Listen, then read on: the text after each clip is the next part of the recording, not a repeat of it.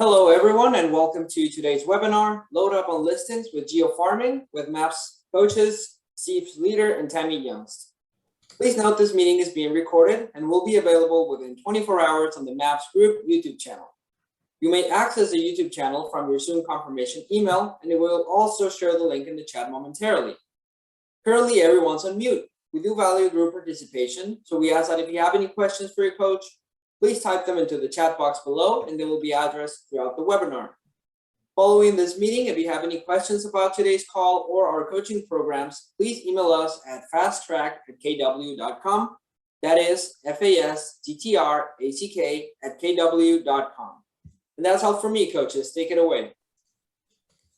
All right. Thank you, Rodrigo. We've got bunches more coming in, and we'll get this started. In fact, let me go ahead, Tammi. I'm going to spotlight you and I. Let me see if I can do that real quick. Fabulous.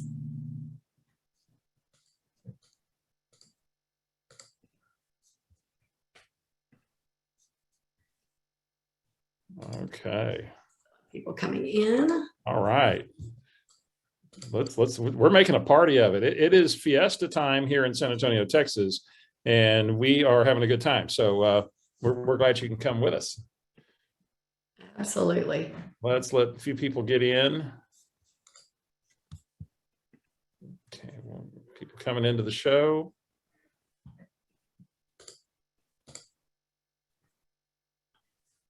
I see Karen Mock out there. Hey, Karen.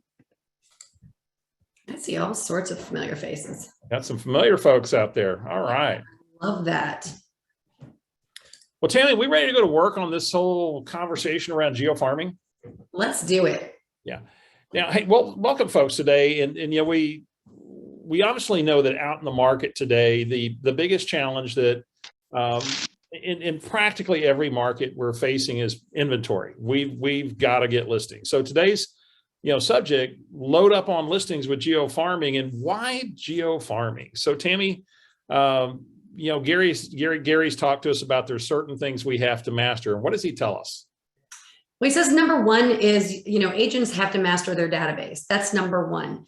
And number two, we've got to focus on one other listing specific activity that we can do in high volume, meaning stable and it can bring us the results. And what we're going to bring you guys today is that could be one of those options for you that you can do in high volume and really enhance your listing inventory. How many of you like more listings right now?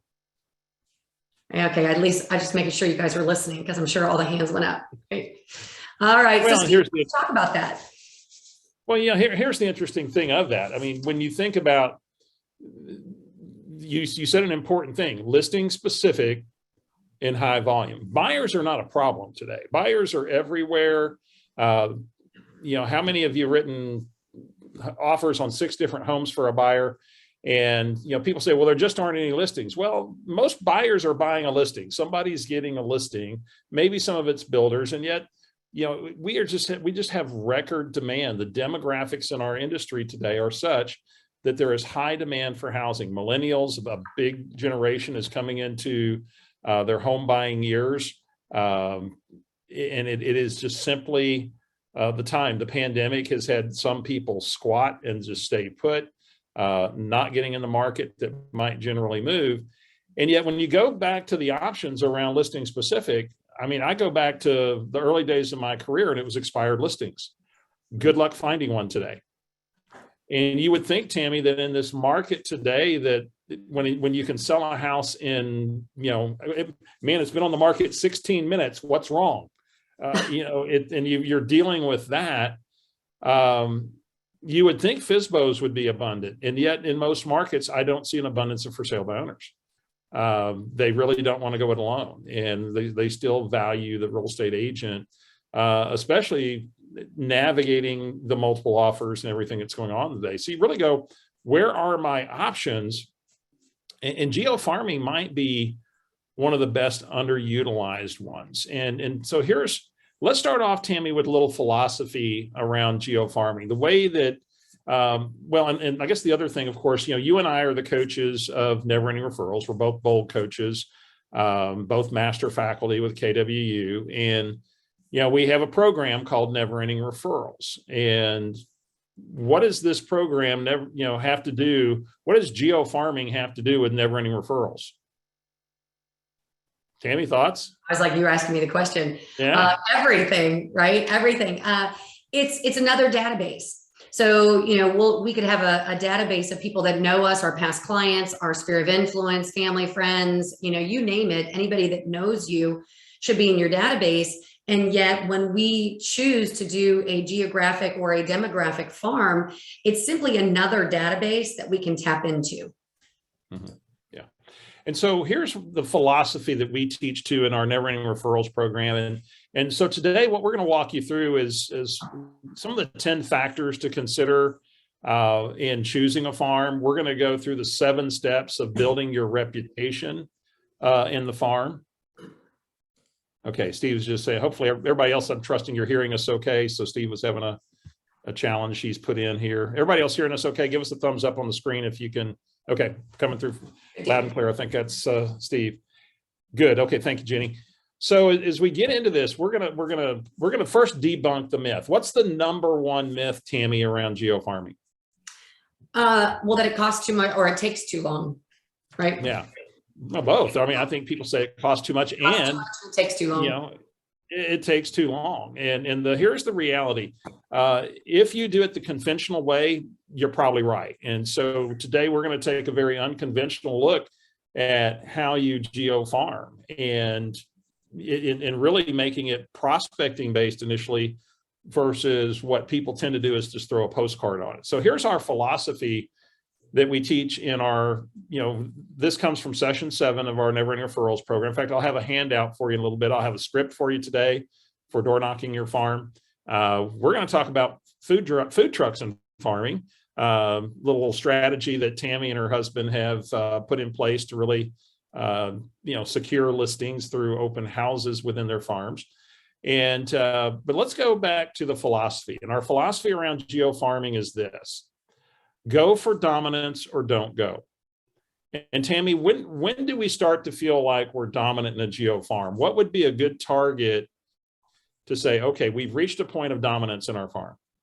Probably taking about 25% of the business in that farm. So, get that 20, 25, 30%, and that those become benchmarks for where we ultimately want to go. And so understanding that if you're just going to take a very passive approach to geo-farming and just throw things in the mail, that's probably not the way to make this work. And we're going into the 7 steps to build our reputation here in a little bit, but let's go to that whole point, Tammi, of it takes too long and it costs too much. Here's the reality. If you take the conventional approach, it will take too long. And the decision today, when it comes to geo-farming, is am I willing to make it prospecting based? So when I say prospecting based, initially, Tammi, what am I meaning? You're going to get out there and you're going to be in your farm. You're going to be knocking on the doors and having conversations with people. Mm-hmm. And again, we're going to teach you this really cool open house strategy that works really well for us. Mm-hmm. And the more visible you are in a farm, the faster you get the results. When you hear that it takes too long to get results, we're really going back to the old style of farming where you just postcarded them to death. And we're still going to use some of that. However, it really enhances what you're doing personally yourself, which is the free part of it all. There you go. So Tammi, some of the factors that really go into, this should I farm or should I not farm? Let me pull up some slides for us to work with, folks. Okay. Says I'm not enabled to share screen. Rodrigo, are you still with us? Yeah, I'm here. Let me take care of that. Sorry. Yeah, if you can make sure I can share. Yeah. Stand by, folks. Okay, you should be able to. We got it now. Thank you. Thanks, Rodrigo. All right, let me see if I can get the right PowerPoint slide. Yeah, as he's looking at that, again, we're gonna give you some things to take with you. However, take some notes as we're going down through this, because this is really going to help you decide where to farm, how large your farm should be, and all the different factors to consider before you dive in. And there's a lot of things to consider. And then when you go through this, you're going to choose the right thing for you. Yeah. In fact, let me put in right now in the chat, I'm putting out a little handout. Well, I say I am. Don't you love it when the technology doesn't do what you ask it to do? Keep talking, Tammy. Well, Let me there pull you that go. up. Right. Well, you know what I'd love to know from all of you while Steve is doing that is, what are you looking to get out of today? Is it more listings? Is it the other option where you're creating another database? What brought you here today?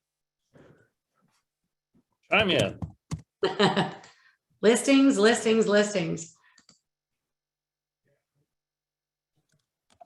Awesome. Filling the pipeline. I love that. Get to 25% in your farm. So you're already farming. You'd like to learn more about how to dominate that. Alternate source. More listings, neighborhood expert, trusted realtor. We're going to walk through that actually as he's doing this.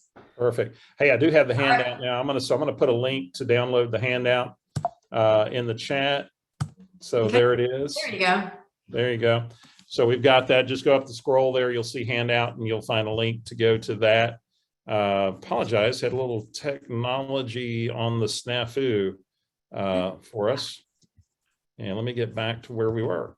So as we go to this, so we just said go for market dominance or don't go. And you know, Tammy, we're gonna kind of go into these, you know, 10 factors to consider. And you've got this in the handout that I gave you. And Tammy, walk through some of this for us a little bit. So when we think about the 10 factors to consider in choosing a farm, let's go down these first 5 first. Okay, let's do that. So number 1 is, you know, all about your goals. And, you know, what is your goal for the year? And let's say that I have, I don't know, I think you've got a slide there, 380 people in your database. And, you know, what we expect to get as a return on a database is 10% or better if you're communicating with the people in the database. So that means that I've got 38 closings January 1, and yet I set a goal for 50, which means I've got a gap of 12. So it's all right, where are those other 12 going to come from? And so this could be where those other 12 come from. And so now if you go back down and we look at those 10 factors to consider, you've got to really figure out how large does the farm need to be in order for me to pull those 12 pieces of business from it. So, you know, number 1 is knowing your goals and what the gap is. The second one is your budget. There definitely is some expense or some investment. I like that word better, by the way, in this. And yet, you know, when we look at MREA in the budget model, you know, we know that 10% of what we spend should be in lead generation. So you've got to make sure that you're falling in those guidelines so that you're not overspending. The size and the location, and we're going to walk through that one. What's the ratio of people in that farm area that know you versus the ones that don't know you? Obviously, if you've got some cheerleaders or some people that know you in the farm, it makes it a little easier to get it going.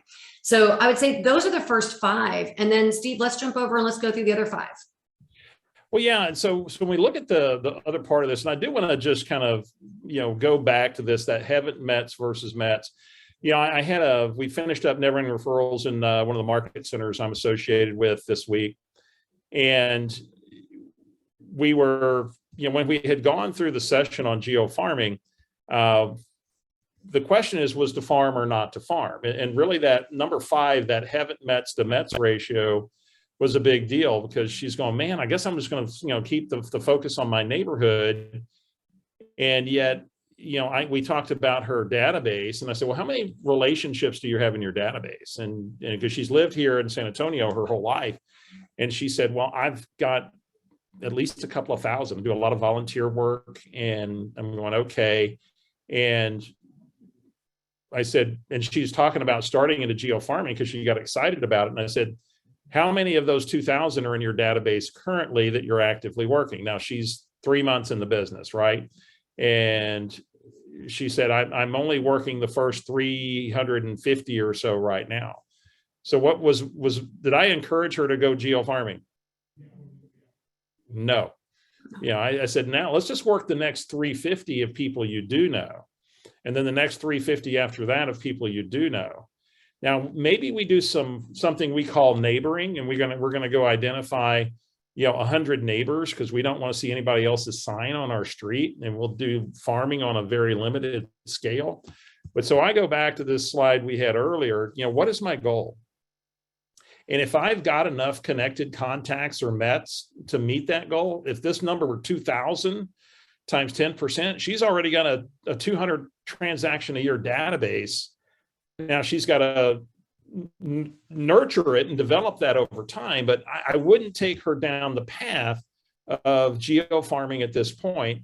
And yet if her database was maybe very young and very very buyer heavy, a lot of her sphere of influence don't own any homes yet, then I might start a farm, because I need something that's listing specific to give me listing inventory. So all these are going to be some of the factors that you consider. And so I wanted to touch on that before we go a little further. So let's go then look at, Tammi, talk to me about average sales price. Well, it doesn't matter where you farm. The method behind it is the same. So, when you're choosing where you'd like that farm to be, choose it wisely as far as what is the average sales price in there? Is it going to be lucrative for you? Because, a neighborhood where the average sales price is 300 takes the same amount of steps, the same amount of effort as one where the average sales price is double that at 600. So choose wisely based on what your goals are and where the sales are, right? And then this one turnover rate. So highlight this, circle this, make a note of this. Your target is 7% turnover rate. Now, what do we mean by 7% turnover rate? It means if there's 1,000 homes in an area, then in any given year, 70 of those homes are selling. That's right. So 7% of the homes in a given target market are turning over in a given year. Now, Tammi, 15 years ago, we would have been looking for a 10% turnover rate.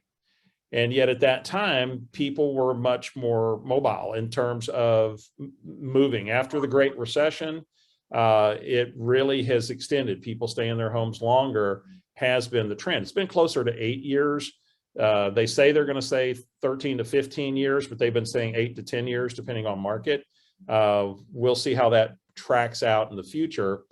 And the other part's market conditions. Where is the market? Many times the best farming opportunity is in that median price range. And the reason there's a median is that's where the most activity is. If I can identify, a target area that fits the median price, that's where I'm going to generally have the most turnover, the most activity. And yet if I'm looking to build a luxury business, then I'm going to start moving that price range up. So it depends on those kind of goals that you're going to consider as well. Tammi, what about market conditions? What do we look for, and what are we interested in looking at there? It could be multiple things. I mean, that could be, what is the market doing around that particular area? Are there new companies that are hiring, that are bringing people into town? All the things that happen in your community around that affect the market. And then again, where is the market? Here's something like where I'm at, Steve. If I'm looking at, maybe there's a neighborhood now where they're selling in the 600-700 range. If the market weren't the way that it is right now, historically, that would not be a neighborhood that would have as much turnover as perhaps one that was in the 400 range, if that makes sense. Yeah. And then for you guys that have joined us a little late, we're asking about slides. We've got this key page that we're working on that I'm putting right here into the chat right now. We've had quite a few of you join us here a little bit late. So you've got a little handout there that's got a script. It's got this page for the 10 factors, and we're going to go through the formulator in a few minutes, but let's talk about competition. When is the competition too fierce to farm a particular area, Tammi? Well, it goes back to what we said earlier. Does somebody else have 25% or more? And I'll tell you, there's a couple of things around this one. Number one, it's the actual agent, not the agency. right? So, if there are several Keller Williams sales in there, and yet it's not all one agent, then it's not being dominated. The other thing that I would look at also is, right now, is it just a streak that agent fell into because maybe they got, one transaction and it snowballed into another. So right now, while in the past, I would have only gone back maybe 12 to 18 months, I would probably go back even further than that to see if they really do actually have that. And that trend has actually been around for a while. Yeah. Yeah. And generally what we find is people aren't as dominant as you think they are, especially over a long period of time. And somebody that maybe have they been trending down, and really look at, the vulnerabilities that might exist. Tammi, you're fit for the farm. I love this one. Does it speak to you? And also, would you being part of that farm speak to them? And a perfect example of this is, if I'm in my 20s, my 30s, for me to go dominate a 55 and older community, it probably wouldn't be a perfect fit because they wouldn't relate to me as much as if I went, and if I was in my 20s and I went for dominance in a first-time homebuyer neighborhood, that would be much more relatable, if that makes sense. Yeah, it doesn't mean you couldn't do that, but if you don't like old people, and you're in your 20s, don't go do that, right? It's got to be a place where you feel like we talk about something called the trust triangle, and one of the key pieces of that is that they connect with the authentic you. And if you feel like you've got to go somewhere and you can't be authentic, then their BS detector is going to go off. Believability scale, I'm not being naughty, is going to go off. And they're going to just feel like there's going to be an awkwardness in the connection, and we're probably not going to connect. So Tammi, with all that being said, let's go back to this thing around your goals. So I'm going to go back to this example we had earlier where we had a goal of 50 closings. We have 380 in our database. And of course, our stated goal in never ending referrals is to get a 10% return on your database. So 380 connections is going to mean, now, by the way, these are people we know, right? There's two-way relationship established. There's going to be a 10% return. That's 38 closings. So that leaves me a gap of 12 that I'm going to go get from another source. And let's come from that perspective. All of you are in the chat going, we want listings. And let's come from the perspective, say, well, my goal is to go get those 12 additional transactions, all be listings. And I'm going to choose to go dive into this thing called Geo-Farming.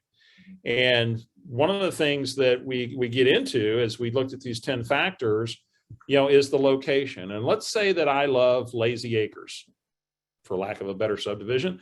And I love Lazy Acres, and I want to farm Lazy Acres, and it's 450 homes.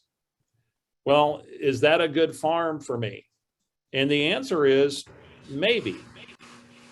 The answer could also be maybe not, or maybe it needs to be Lazy Acres and Shady Oaks. And here's how we know what we need to do in terms of how many farms we must be farming. And you have in the handout, and again, we still have people joining us. I'm going to put the handout back in the chat. Let's go to the formulator. I love that term, formulator. Why don't you know, we're so clever. I tell you. The formulator says, okay, my goal is 12 units, and that's where I start. Now, this 20%, we're going to take our goal and we're going to divide it by 20% because our goal is a 20% capture rate of the home selling in a particular focused geo farm. And so when we look at that, then 20% divided into 12 equals 60. So what I'm looking for is an area of 60 home sales. And if I found an area that's got a 7% turnover rate, well, I'm going to take that 60 divided by 0.7, and it's going to require me to have 857 homes that I'm farming to obtain my goal. Now, if Lazy Acres is 450, I'm 400 short. I'm not going to hit my goal. And so I'm going to have to do Lazy Acres or I'm going to have to do something else. And running the formulator is how I get clear on how many I've got to farm. Now, Tammy, what's the KISS method with this? What's KISS stand for, by the way? Keep it simple, silly. Okay, what's the KISS method here? All right, yes. Well, basically, you can expect one transaction for every 70 homes that you farm. And that's the simpler way to do it. Steve knows I like simple math, so I get to do the simple one. There you go. Yeah. Well, it is just that. Now, of course, all of this assumes that we're going to take the approach and is, we're going to touch on, we're just going to outline. We don't have time to go deep today as we would normally in our sessions. We're going to give you an outline today of what are the 7 steps to really getting this going and getting results quickly so that we move into that 20% capture rate. I mean, 3 or 4 months of really getting it going. And then that next 12 months, we should be capturing 20%.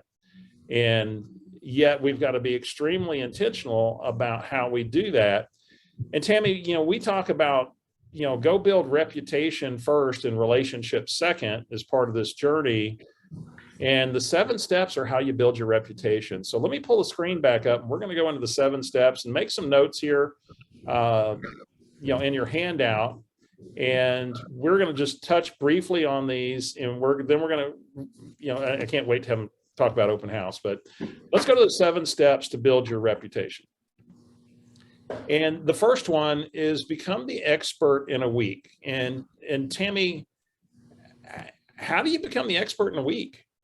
Expert in a week. Well, you've got to be the expert in the area. So, number one, preview houses, preview everything that you can in that area. Drive through the neighborhood, go past the solds, the pending, so that you have firsthand knowledge of the community. Go through the history around the solds, complete what we call a total market overview, right? So that you can literally tell someone, hey, in the last 6 months, this is how many people have. Let's see if I can mute that.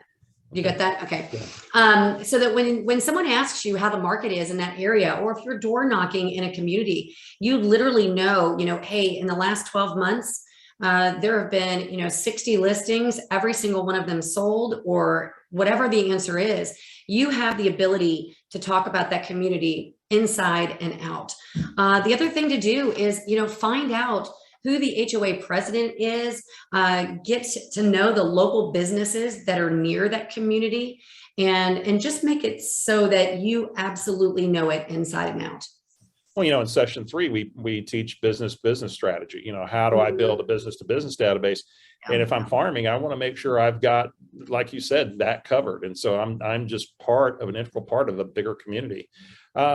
First listing is in days or weeks. So guys, this one is about getting out there, and I'm looking for, is there a for sale by owner in the neighborhood? And if that's the case, then I'm on the front doorstep. And I'm looking to convert any opportunity that's low hanging fruit right now in the community today. So whether it's a for sale by owner or a canceled or expired, good luck finding an expired today, but there could be. And, I'm going to be on the front doorstep. Anything that can reveal a listing for me in weeks or days. And another strategy to do that, Tammy, is doors, and what? More doors. More doors. And, I'm going to get out there and I'm going to just start prospecting based this. And Tammy, we teach, of course, in Never Ending Referrals, we developed something that a lot of these folks may have become aware of if they've taken Bold or our program, something called DTD2, and we talk about the 3 attempt approach. We say you should treat your farm the same way. What does that mean? Then, if you're farming a specific area, it's, just 2 streets a week, the same as you would be if you're following DTD2, you're calling 2 letters of the alphabet by last name each week so that you're touching your database every quarter. The same thing with your farm, right? Just go make sure that you're knocking on at least 2 streets a week so that they get to know you. And then, by the way, I might, might do it on 3 attempts. I might take a clipboard of every address, and the ones that I had a conversation with, I check off and I make a note in the database. Maybe I got an email, maybe because we've got scripts for how you do that. And then maybe I go out on another day that week and I make another attempt and I go knock on the doors where nobody answered. And the game is, sorry, Steve. No. I'm sorry. I didn't mean to cut you off. I was going to say the goal is actually create a relationship. Have this become not just a haven't met database, Right. you know, with a very strong foundation of prospecting base, it becomes a connected database. And you actually become in relationship with a large chunk of these people.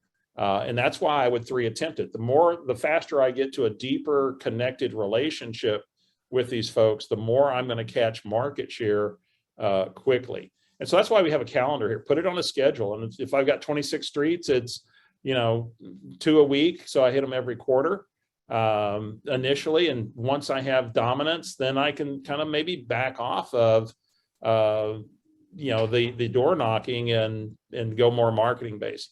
So Tammi, let's talk open house events. You know, where's this graph come from, by the way? Page 71 of Shift, right? And I want to go back and just say one more thing about what you were just talking about. When we talk about doors, excuse me, you know, one of our biggest goals is for you to get those first listings in, you know, days or weeks, not months or a year. And so as you're door knocking, when people answer the door, please write this down. Follow up every single person that answered the door, follow up with a handwritten note. That is one of the very fastest ways for them to remember you and open the door the next time you show up, because you're just showing appreciation for their time, right? So Steve, let's I want to jump into the open house strategy, and I just so happened to have taught this last week. So if I can screen share, Rodrigo, Yeah, I actually have this. Let me make sure that it's actually showing up. Yeah, it is.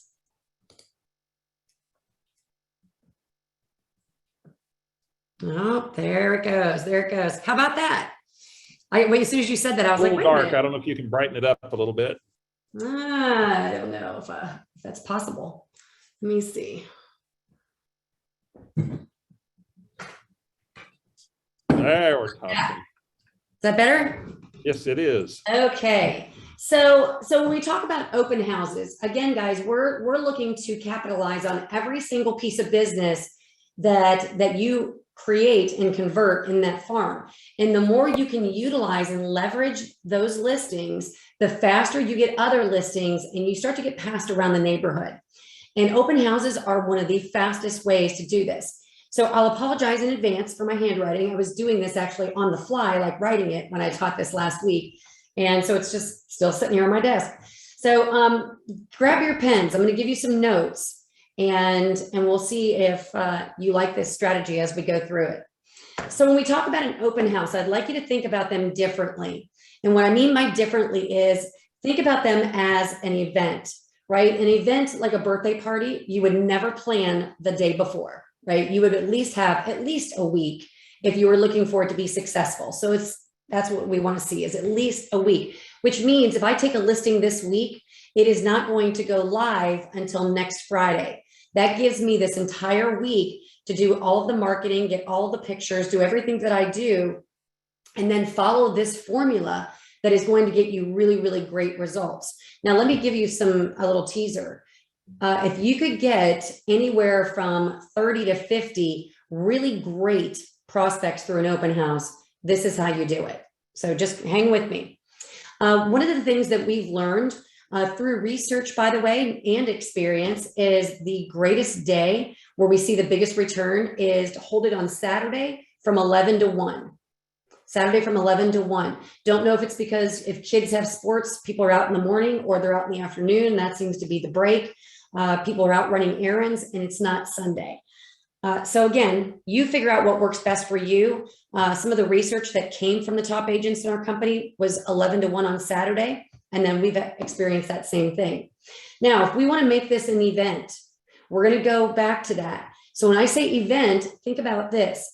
When you drive by a house and somebody's having a party, there's a lot of people there. There's a lot of activity going on, and it causes the curiosity. So you're going to hire a food truck for your open house. Now, you can find food trucks through your local chamber of commerce, some of the community groups or pages on Facebook. They're such a big deal in almost everywhere. They're pretty easy to find. What we negotiated here is that we pay them $275 to feed the first 30 people and $8 per person after that. I will come back to this because if you're going to get 50 people through, I don't want you to panic thinking that you're to feed them all. Your flyer invitation can say the first 30 people get lunch on us, cooked to order, right? So there's a way around that. You could just negotiate it and stop here. All right, so here's the formula. On Monday or Tuesday, you're going to mail out a postcard invitation saying free food truck. Make sure that that's on your invitation to 100 surrounding homes. Okay, now on Wednesday, you're going to circle prospect those same homes following the do not call list, right? So make sure that whatever system you're using to get telephone numbers, that you're actually following the do not call list.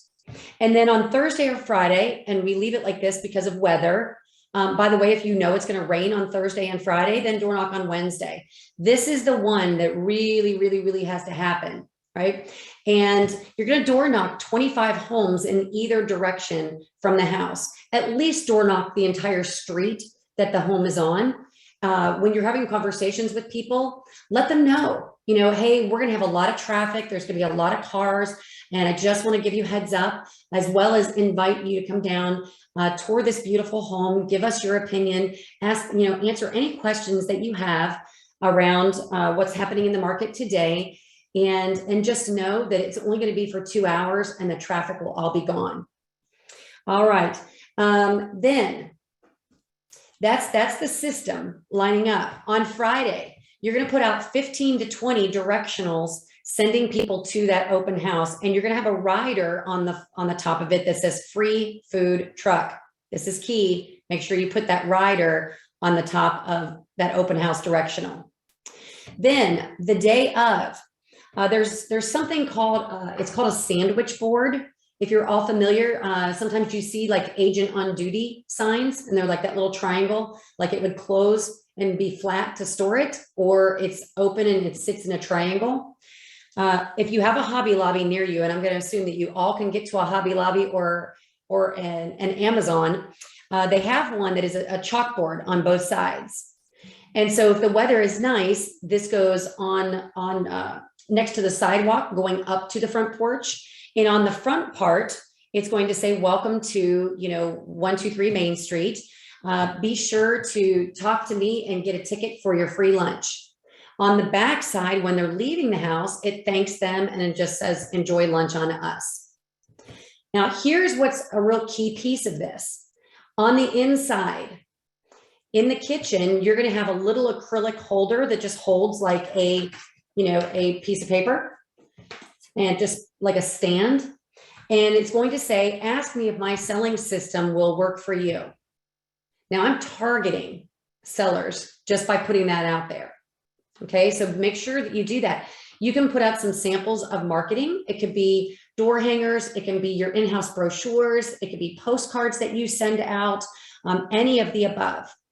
And then you also want to make sure that you get people to sign in.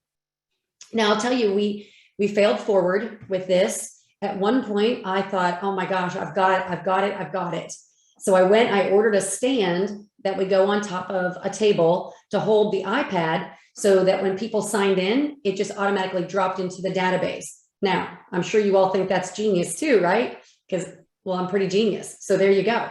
And by the way, it wasn't, because here's what happened. The moment that somebody in line got challenged with the technology, there was a line out the door, and then people started just skipping signing in. And so go back to the sign-in sheet being, a half sheet of paper, and ask for their name, their address, all the contact information. And then a question that says, what are your thoughts around this home? And then a question that says, do you have any upcoming real estate needs in the next 6 to 12 months? Do you have any other real estate questions I can answer? Now, I went on Amazon and got this, and this is a terrible picture of it. However, it's a clear acrylic house, and the roof of the house opens. It doesn't have slits. There are some on there that have the slits. People will get challenged with folding up the piece of paper. Don't do that. And just find the one where the roof opens, and then there's a sticker or a placard in front of this that says, sign in for a chance to win a $25 Starbucks card. So there's got to be something in it for them or they don't do it, right? So now they're getting free lunch. And by the way, they have to tour to get a ticket from you. They can't just show up at the food truck. The food truck tallies those meals using those tickets. This generally costs us, guys, you'll see up here, I said anywhere, I would say $450 to $500, including the food truck and mailing out the postcard. We do hand out flyers when we're door knocking. I don't like to door knock without something in my hand to leave with someone. With that in mind, the first time that you do this, you're going to want to make sure that you go out and you get a picture of all the people outside around this food truck, because you're going to have a lot of activity, and take it kind of streetscape, looking from the food truck down, not necessarily at the house, because you're going to use it in all of your future marketing, right? The only other thing that I would add to this, Steve, is over time, buy yourself a couple of card tables and one of those little tent gazebos that you can put in the driveway, because it gets people to sit down and stay around, and the neighbors all start talking. And that's really, really a powerful part of this whole entire process. This, my friends, will absolutely break you into a farm area like that, right? It absolutely does. And you will get other sellers. It's very, very rare that my husband, Bruce, does not get another listing that comes from these open houses. And the question that I'll answer before you ask it is, does he do it on everything? And the answer is yes. It doesn't matter the price point. He might do twilight ones for the neighbors at night in maybe an upper end listing, and it might be more wine and cheese versus food truck. However, we always do something on the outside. If it's in an area where you don't have room to put a food truck on the street, we've had like a one-man band. You can do that and have somebody playing music on the front porch and people hanging out outside, and you could do the food inside. So that's my process, Steve. Let me go back to me and make sure that.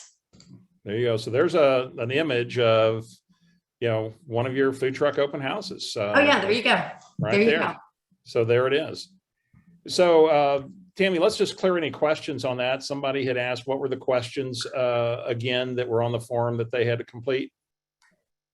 The questions were all their contact information. Obviously, you invited them to tour this home. So ask them some questions. How would they rate this home on a scale of, 1 to 5 or whatever? Ask a question about the home, because that is why you ask them to show up. Then the 2 questions that I ask about them are, do you have any upcoming real estate needs in the next 6 to 12 months? And the last one is, do you have any other real estate questions I can answer for you? There you go. Really it works. simple. Well, let's wrap up on a couple of things here, folks. We're kind of in the home stretch of this, but boy, what I heard you say about this, Tammi, that I think is so vital is this is a obtaining listings focused open house in the farm. It is. It's completely, looking for the sellers. And the other thing that I'll say is, it's very, very rare that you don't get 30 people. And by the way, that was happening before the market that we're in. We were still getting, 30 to 40 people through these open houses, where generally if you just did the standard way of doing an open house and you get like the 7 to 10 people, you're like, oh, yay. Right. And here's what I will say though. Don't focus on whether or not you got to talk to everyone, because you may not. And have somebody else there to help you. I love having a lender there, because they can talk to the buyers, right? Because we know the buyers are going to show up. And if somebody kind of skirts and just wants the ticket and wants out, it's okay. I really only care to talk to the people that I see that are standing around waiting for me to finish up with someone. And the ones that you're looking for will wait for you, and you'll have that conversation. The rest of them, it just doesn't matter. However, you did just plant a seed. Right? You planted a seed just by showing up and doing that. And let's face it, guys, sellers know you don't have to do that in this market to sell a house. So, you also have to sell that sizzle, if you will, to the seller, right? A lot of times we have the sellers there with us because they get to talk to all their neighbors, and they love it, right? Because they've never seen real estate agents do this. And they're pretty proud that they chose you, because you're going way over and above in a market that doesn't really require it. And so you're laying the groundwork for how you're going to, I guess, interact with listings now and forever, right? I say whatever you do right now is leaving footprints for how people will find you later. So we should still be staging homes, taking professional photos, doing open houses to the 10th degree, right? Because this is how we get market share that we never give up. Boy, and they're not going to question your commission when they see that, boy, there's no shortcuts taken in this organization. That's right. Last couple of points here, and then we want to tell you about an opportunity here, folks. And if we had quite a few of you join us while we were in midstream, I will put in the chat again the handout we had for you with the formulator and so on. But, you know, just real quickly, so we said making it prospecting based, and your initial marketing, as soon as possible, you want to have it be evidence of success. So the invitations to the open house, just listed, just sold. The more you can put evidence of success down the soonest, that's great. And yet initially, my initial marketing, it could be just market stats, total market overview. These are some things we deep dive in the session on. And then your ongoing marketing, over time, you can get to where maybe I'm hitting them about every 3 weeks, 18 times a year, up to twice a year. Also on my initial marketing, I might do an 8x8. We talk about that in some depth. Of course, you're familiar with that if you've read The Millionaire Real Estate Agent. And then Tammi, the important thing is to outperform the market. Sell it fast, tell everyone. Yep. And sell it for high list average sales price, tell everyone.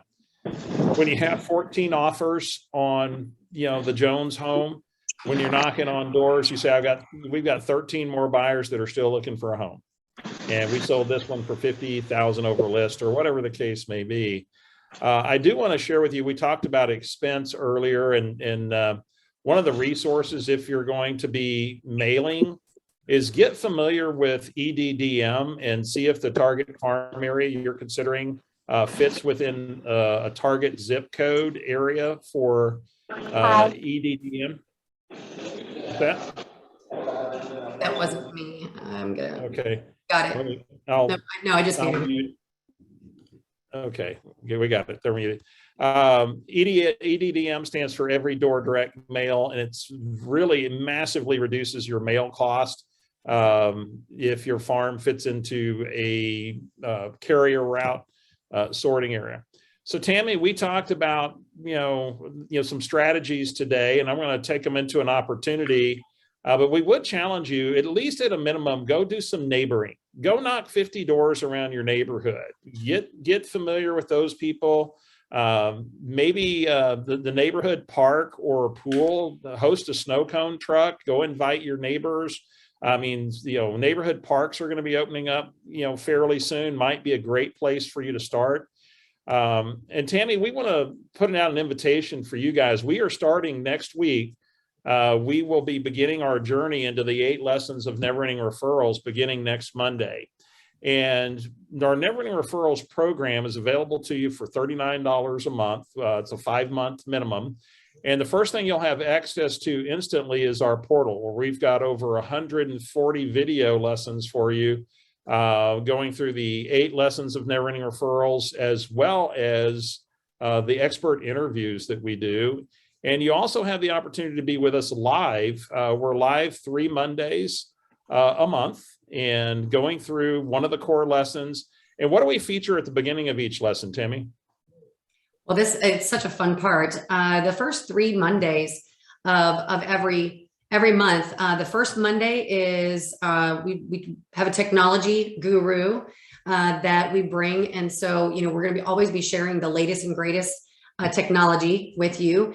And then the other 2 Mondays, the first 30 minutes of our session, are where we interview people in our company that are just absolutely knocking it out of the park. And I'll tell you, Steve, I mean, the majority of these folks are in Gary's top group in the company, and they're so willing to share what they're doing, and the lessons that they bring are just invaluable. Those are a lot of fun.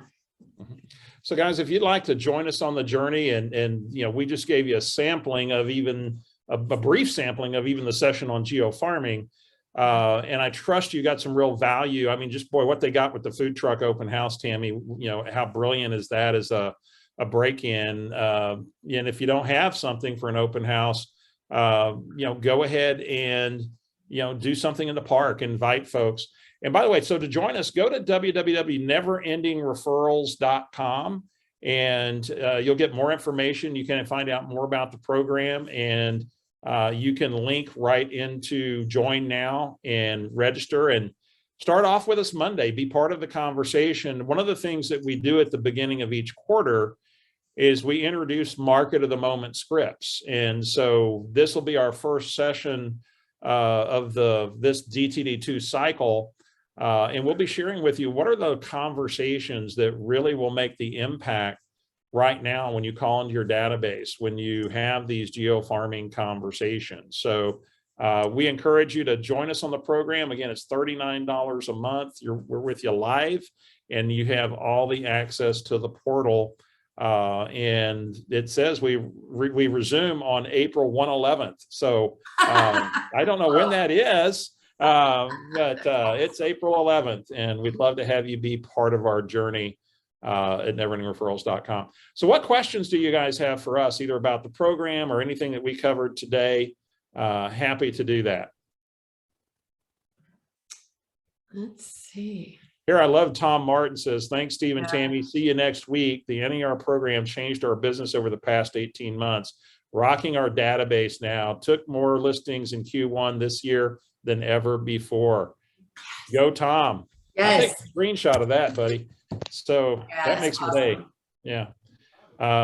We love, we're here to partner with you. I mean, we are on a mission to really empower agents to take control of their business back. No more buying leads. There's too much opportunity for you to build a network in a community.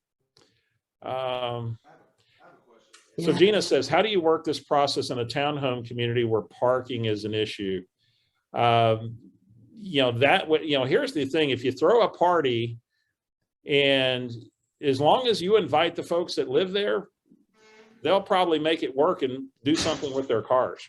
And by the way, we're in, and I would take the approach, hey, they're selling this place. We want to really make your property values as high as they can, and continue to build your asset. We really want to do a whiz bang open house, however you're going to say that. But I think, and by the way, it's just context, Tammy, to the conversation I might have with the people that live in that community. Yeah, and we do have some townhome communities here where the parking is behind the townhome, and so it's just the street in the front. I still would have the food truck there. Another alternative to a food truck is there are some food vendors that actually, like, you might have somebody that has a what is that stuff called? Cotton candy machine. You have people that can come and they have like the little rollers that do the hot dogs and the sausages, and those aren't on the street. They could be on the sidewalk in front of the house. There are other things that you can do that are along the same line. Just think that you want activity outside. If it's the fall or Easter's coming, I might have the Easter bunny in the front yard, right? And be taking pictures with the kids. And so invite the neighbors to come and invite their grandkids or their kids. Just think about whatever it is that you can do to create some activity on the outside. The food truck, just, people like food. So, yeah. And Randy, all sessions are recorded. We're Mondays on the first, second, and third Monday of each month from 12 Central to 1:30. We start at 12 with the interview. And then at 12:30 to 1:30, we'll go deep on one of the lessons of Never Ending Referrals. Megan, your question on for door knocking, 2 streets minimum as if doing DTD2. And really, it's really, how would I get it done in a quarter? So if I had 26 streets, I'm going to do just, 2 streets a week. If I have 39 streets, I'm going to do 3 streets a week. And so rather than, homes, I just want to, I can check off that I got streets done, and I know I'm going to hit everybody a quarter. If I know that I have some streets that are bigger than others, I'm going to hit them in the last 2 weeks of my DTD2 cycle, because I and Q and X and Z, or Y and Z, are the letters of the last 2 weeks of the DTD2 cycle, and they're intentionally made smaller to regroup and prepare for the next cycle. So I would just put my bigger streets, there potentially. It's just, how do you make sure you're able to do it consistently? So there's a question, explain how the meals are paid for with the food truck. And that's a great question. So, the people that are visiting are not the ones that pay for that. That's going to come from you. Or if you've partnered with someone, like I love having a lender there so they can talk to buyers about the interest rates and what that's done to affordability and that kind of thing. Then you can split that cost with the person that's helping you post that, and they can help man some of that traffic, which is really great. Yeah. And Tracy says, we currently have no listings in our farm or sales or any at all. Tracy, I would really encourage you to go back and look at the turnover rate for the last 24 months. And what was it pre-COVID? And see what trends you're having. It may not have a high turnover rate and then be compounded by the fact that we have what we have happening in our world today. So go back and do some research and see what's happening out of that. Absolutely. 1724 out of 650. So, so you think about 7%, would be quite a bit more than 17 or to 24. So yeah, it's not the turnover rate you would desire to have, Tracy. Now the other thing is, if I've got a low turnover rate, I've got to really up my capture rate, and so that's the opportunity you've got to look for. Yeah. There's a question with door knocking. If the homeowner does not answer, do you suggest leaving marketing material behind, or what is best practices for that? And the answer is absolutely yes. Which is why I really like to walk with something in my hand. I also, just me, I like to walk with a clipboard with some paper on there so that I can take notes or write down questions that people have and be able to get back to them. It's also where I jot down the address when I leave that I actually spoke to somebody there so that I can send that handwritten note. However, the answer is absolutely. While you can't put something in somebody's mailbox legally, with the post office, if they have an external mailbox, because so many people don't go to their front doors. I mean, most of us probably go into the garage and go into the house. If it's not raining, I actually like to just roll it up like a scroll and put it inside the little flag. And somebody asked a question, and I want to share it with all of you. The question was, if it's raining on Thursday and Friday, what do I do? And do I still door knock? And I'm like, heck yes. If it's raining, I'm either going to wear a raincoat or I'm going to walk with an umbrella, because think of the message that I'm sending to the farm area that I'm willing to get out there in the rain and I'm working for my seller. We plan the open house and it's, it's raining, and they appreciate the hustle in my experience. And by the way, you also might have people that you see their home and they don't answer the door. Who cares? Just leave something behind. If by chance you get someone who's crabby, because, we never meet anybody crabby while door knocking, that's okay too. It's not you, it's them, right? Again, just, hand them something, or if they shut the door, just go to the next house, right? It's just next. It's okay. And by the way, if somebody says you're soliciting, right? Our neighborhood has a no soliciting. When you're inviting them to the open house for lunch, you're not soliciting anything from them. You're just offering an invitation. And Christy's asking about incorporating neighborhood Facebook pages and so forth. We've got an interview on the portal with Beth. I don't remember what her married name is now. Sheeran. Beth Sheeran, who has really mastered community through her own community that she's involved in, and really using the local social channels. And that was one of the interviews we did around one of our farming sessions. So we've got that actually on the portal. If you want to dig deep on that, they've really mastered leveraging that at a high level. So Tammi, just a reminder, folks, we are starting again on Monday. It's neverendingreferrals.com, or you can go to the MAPS coaching page and go to group and find Never Ending Referrals and register. And we eager to have you join us as we kick off again next week. We'll have some market moment of scripts on the front end, and then we'll get right into session one and have you build. The first thing that Gary said was vital is master your database. And then number two, one other strategy that's listing specific, at least one listing specific, one strategy, at least one this listing specific that you can do in high volume. And that's why we include geo-farming in our lessons. We believe that is probably one of the best market of the moment opportunities right now. And for you folks that are just joining us right now, I think you got the time zone mixed up because we're wrapping up right now. And this will be available. The recording will be available tomorrow to go out. Rodrigo, if you're still with us, if you could, I know y'all are probably off, but if you could shoot that to us, we'll make sure that we send this recording out in an email to the field. So thank you for your participation. All right, guys, have a great one. It was great to have you. I trust we'll see you Monday on Never Ending Referrals, and be your partner in mastering your database. Take care, folks. Be honored. Thanks, everybody. Thank you. That was great.